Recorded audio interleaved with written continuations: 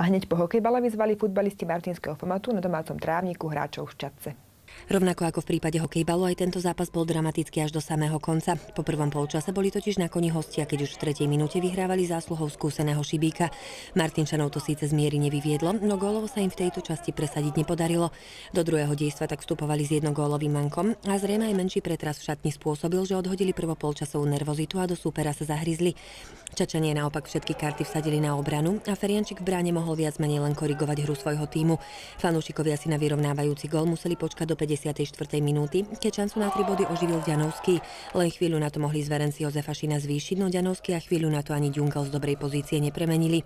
Keď to už začalo vyzerať na jednogólovú remízu, že zisk jedného bodu je málo, za všetkých potvrdil opäť Ďanovský, ktorý v nadstavenom čase v 92. minúte aj po druhý raz prekonal hosťujúceho gólmana a uzavrel stretnutie na 2-1.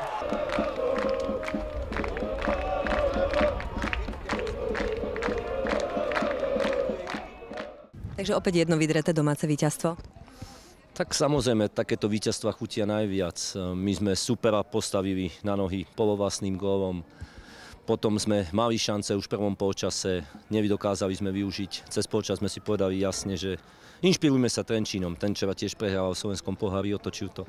Nám sa to nepodarilo v priebehu 90 minút, treba hrať vždy do konca, do posledného hvízdu a nakoniec sa to oplatilo. Čiže vydreté víťazstvo, ale znova mužstvo ukázalo charakter, išlo za 3 bodmi a to je to najpodstatnejšie. Výkon nebol až taký špatný, znova super, bránil dobre. My sme mali gólové situácie, treba si uvedomiť, že nech dáme gól v 60., 70. minúte. Tyčky tam boli nejaké brvná, lízalo sa to tam, nedokázali sme to. Samozrejme v závere prišla nervozita, to je logické, to je zákon psychológie, ale dokázali sme to v nadstavenom čase a o to je to krajšie. No a do určitej miery sme vrátili v Čadci to, čo sme tam na jeseň stratili. My sme v 92. minúte dostali gól z poslednej štandardnej situácie na 2-2.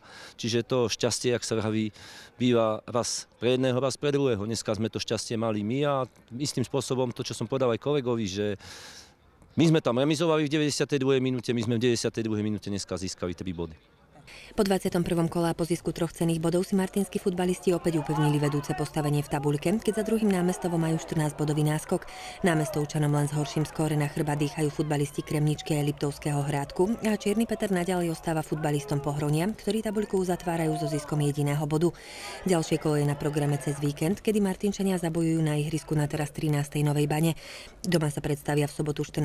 mája, kedy si zmerajú sily so súperom z Liptovského Hrádku.